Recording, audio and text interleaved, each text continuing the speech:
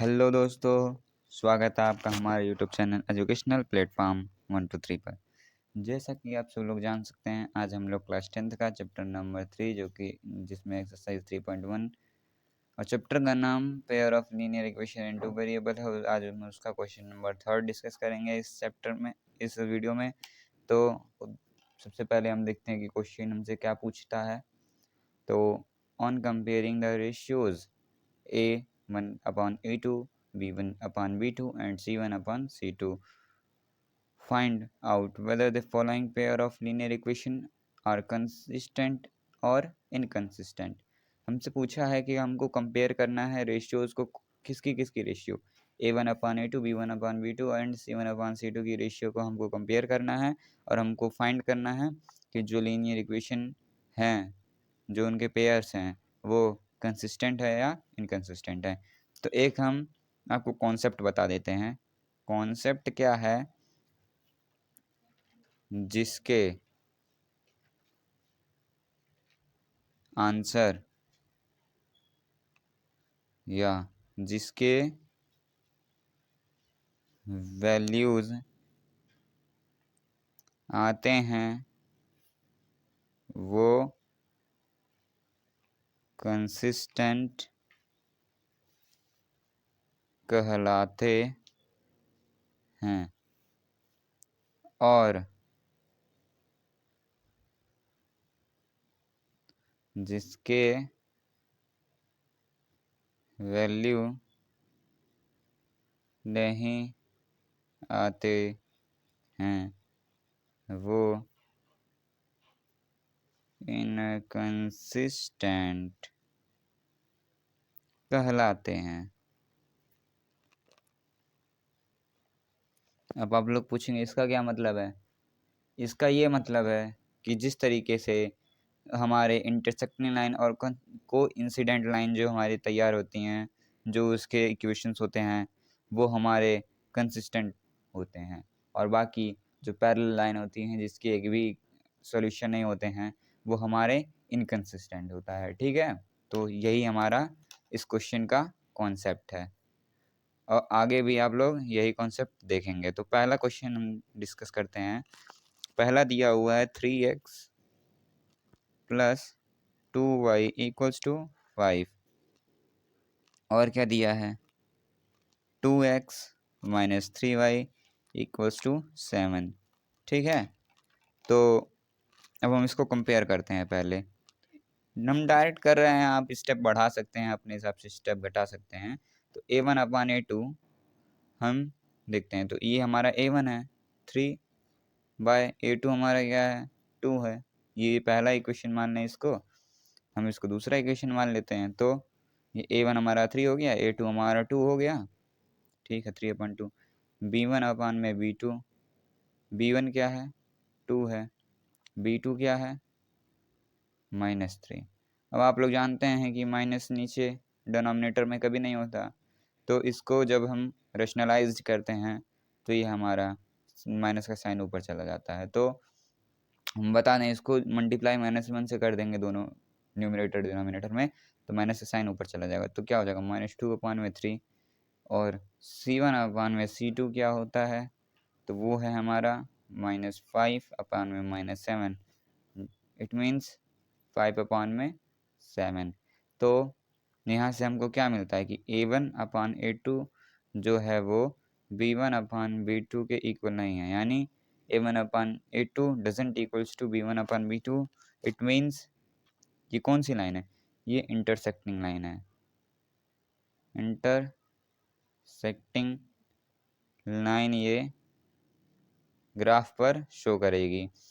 Intersecting line अगर show की तो इसके 1 सोल्यूशन होंगे। इंटरसेक्टिंग लाइन शो की तो 1 सोल्यूशन होंगे। तो इसका आंसर क्या हो जाएगा, जब जिसके सोल्यूशन होते हैं वो कौन से होते हैं, वो कंसिस्टेंट होते हैं। ठीक है, तो ये हमारा क्या हो गया, ये हमारा आंसर हो गया। ठीक है, तो अब इस पेज पे तो हमने, फिर नेक्स्ट पेज से हम चालू करते हैं अपने दूसरे क्वेश्चंस को। तो देखिए, जैसा कि आप सब लोग देख सकते होंगे कि अब देखिए यहाँ पे दूसरा क्वेश्चन हम नोट करते हैं। तो दूसरा क्वेश्चन क्या है, जैसे 2x minus 3y equals to 8, उसके बाद से 4x minus 6y equals to 9। ठीक, हमारे ये इक्वेशंस हैं। तो ये हमारा फर्स्ट मान लेते हैं इसको, हम इसको सेकंड मान लेते हैं।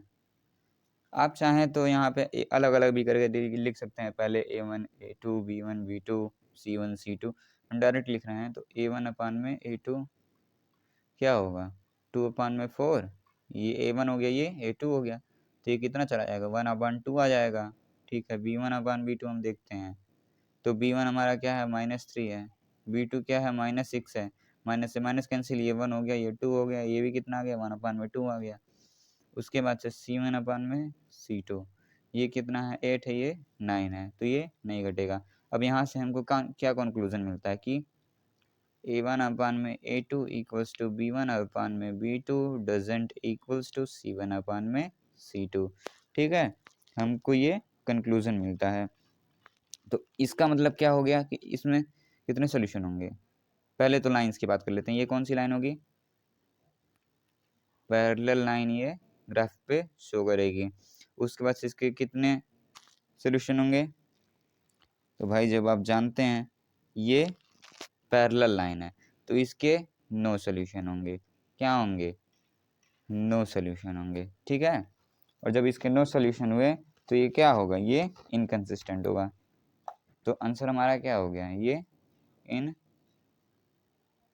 इनकंसिस्टेंट हमारा आंसर हो गया। ठीक है, अब बढ़ते हैं नेक्स्ट क्वेश्चन की तरफ। क्वेश्चन नंबर थर्ड क्वेश्चन क्या है हमारा, वो है 3/2x plus 5/3y equals to 7। ठीक है, ये हमारा पहला इक्वेशन है। दूसरा इक्वेशन क्या है हमारा, 9x minus 10y equals to 14। ठीक है, तो हम पहले देखते हैं a1 अपान a2 से हम पहले कंपेरिजन करते हैं ना। तो a1 अपान a2 हमारा क्या है, a1 हमारा 3/2 है, अपॉन में a2 हमारा क्या है 9 है, तो इसको हम 9/1 लिख देंगे। अब ये इससे इसके साथ मल्टीप्लाई हो जाएगा और इसका इसके साथ मल्टीप्लाई हो जाएगा, तो ये क्या हो जाएगा 3 और 9 2 ज़ा 18 यानी 3/18 हो गया। क्या हो जाएगा 1/6 हो जाएगा।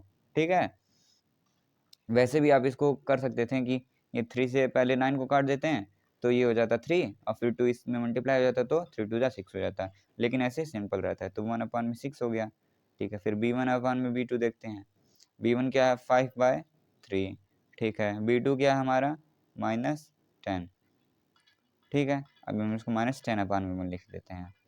अब इसका हम इसमें मल्टीप्लाई करेंगे, फिर इसका इसमें करेंगे, तो ये क्या हो जाएगा 5/-30, तो ये 1 ये 6, अब ये माइनस नीचे तो रहता नहीं है।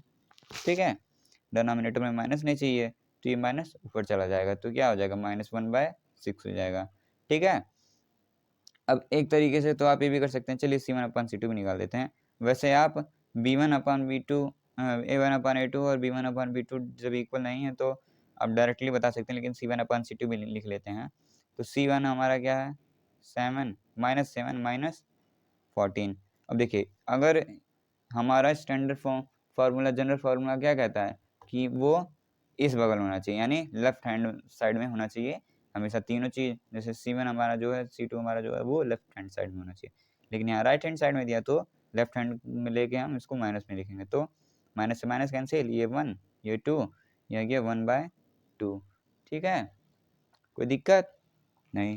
तो फिर देखिए हमारा कंक्लूजन क्या आया, a1 अपान में a2 doesn't equals to b1 अपान में b2। अब ये इक्वल नहीं है। ठीक, अब जब ये इक्वल नहीं है तो इसकी ये कौन सी लाइन बनाएगा, ये बनाएगा इंटरसेक्टिंग लाइन। सही है कि गलत है, सोचिए कि जब ये क्या कहते हैं, जब ये इक्वल नहीं है तो इंटरसेक्टिंग लाइन बनाएगा। जब इंटरसेक्टिंग लाइन बनाएगा तो इसके कितने 1 सोल्यूशन आएंगे, और जब इसके 1 सोल्यूशन आएंगे तो कौन सी लाइन है ये, इसके सोल्यूशन आ रहे हैं ना, तो कौन सी लाइन है ये कंसिस्टेंट लाइन है। ठीक है, कंसिस्टेंट हो गया। आगे बढ़ते हैं हम लोग नेक्स्ट क्वेश्चन नंबर 4 पर। क्वेश्चन 4 हमारा क्या है, 5x minus 3y equals to 11। ठीक, second equation minus 10x plus 6y equals to minus 22। ठीक है, इसको देखते हैं। तो ये a1 अपान में a2 हम पहले लेते हैं। तो a1 हमारा क्या है 5, a2 माइनस 10। अब 1 ये 2 5 1 5 5 2 10। अब ये क्या आ गया 1 अपान में माइनस 2 आ गया, तो ये माइनस नीचे रहेगा नहीं, डिनोमिनेटर में कभी माइनस नहीं होता है, तो ये ऊपर चला जाएगा, तो -1/2 हो जाएगा। ठीक है, b1 अपान में b2 देखते हैं। तो b1 हमारा क्या है -3 और b2 क्या है प्लस में 6, तो प्लस हमने लिखते नहीं है, तो ये 3 1 3 हो जाएगा, 3 2 6, ये क्या आ गया -1/2 आ गया ये भी। ठीक है, अब c1 अपान में c2 देखते हैं। तो c1 क्या है 11 और c2 क्या है -22। ठीक, तो 11 1 11 11 2 22, ये भी क्या आ गया 1 अपान -2 आ गया, माइनस नीचे रहता नहीं है तो -1 अपान में 2 हो गया। तो ये क्या हो गया, यहाँ से कंक्लूजन क्या था a1 अपान में a2 इक्वल्स टू b1 अपान में b2 इक्वल्स टू c1 अपान में c2। ठीक है, दिख रहा है ना आप लोगों को, देखिए सॉरी वो थोड़ा कट गया था कैमरा। देखिए ये देखिए, हम दोबारा बता दे रहे हैं कि देखिए a1 अपान a2 लिए तो 5 अपान में -10 हो गया, ये 1 अपान में 2 हो गया, 5 1 5 5 2 10, ये 1 अपान में -2 नीचे है, ये आया तो माइनस नीचे रहता नहीं है तो माइनस ऊपर चला जाएगा, तो -1 अपान में 2 हो जाएगा। ये भी b1 अपान b2 में, तो b1 हमारा -3 है, b2 हमारा 6 है, ये 3 1 3 3 2 6 हो जाएगा, तो -1 अपान में 2 आ जाएगा। फिर c1 अपान में c2 हम इक्वल करते हैं, तो c1 हमारा 11 c2 हमारा -22 है, 11 1 11 11 2 22 हो जाएगा। फिर उसके बाद से ये 1 अपान में -2 हो जाएगा, तो माइनस नीचे रहता नहीं है तो फिर ये ऊपर चला जाएगा, -1 अपान में 2 हो जाएगा। ठीक है, उसके बाद से यहाँ से हमारा कंक्लूजन क्या आता है कि a1 अपान में a2 इक्वल्स टू b1 अपान में b2 इक्वल्स टू c1 अपान में c2 है। ठीक, तो जब ये तीनों इक्वल हैं, ठीक, अब यहाँ ध्यान देने वाली बात आती है कि जब ये क्या हैं, जब ये तीनों इक्वल हैं तो ये कौन सी लाइन बनाएगा बताओ, ये बनाएगा कोइंसिडेंट लाइन बनाएगा। ठीक है, ये कोइंसिडेंट लाइन बनाएगा, जब ये कोइंसिडेंट लाइन बनाएगा तो इसके कितने सॉल्यूशन आएंगे, इसके मेनी सॉल्यूशन आएंगे। कितने सॉल्यूशन आएंगे, मेनी सॉल्यूशन। और जब इसके मेनी सॉल्यूशन आएंगे यानी इसके सॉल्यूशन आ रहे हैं तो कौन सी लाइन हो गई, मतलब क्या हो गया कंसिस्टेंट या इनकंसिस्टेंट, तो कंसिस्टेंट। ठीक है, तो इसमें आई थिंक लास्ट क्वेश्चन एक 5th क्वेश्चन बचा। ठीक, तो उसको आप लोग ट्राई करेंगे और उसका आंसर आप हमको कमेंट बॉक्स में देंगे। हम यहाँ पे क्वेश्चन को नोट डाउन कर देते हैं। देखिए क्वेश्चन नंबर 5th क्वेश्चन है हमारा 4/3x plus 2y equals to 8, और सेकेंड इक्वेशन है हमारी 2x plus 3y equals to 12। ठीक है, तो ये हमारे हमारा 5th क्वेश्चन है, जो कि आपका इसको हाईलाइट कर दे रहे हैं, ये देखिए। तो ये आपका होमवर्क है, इसका आंसर आप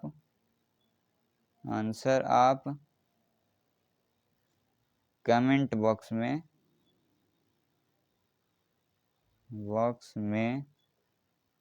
कमेंट कीजिएगा, कमेंट कीजिए। और जिसका पहला कमेंट होगा, पहला कमेंट और करेक्ट आंसर, उसका कमेंट पिन किया जाएगा। ठीक है, तो ये आज के क्लास का आपका होमवर्क है, और तो इसी के साथ में ये वीडियो हम एंड करते हैं। फिर मिलते हैं आपसे नेक्स्ट वीडियो में क्वेश्चन नंबर 4 के साथ। तब तक आप पिछले का रिवीजन करते रहिए और मस्ती से पढ़ते रहिए। तो थैंक यू दोस्तों।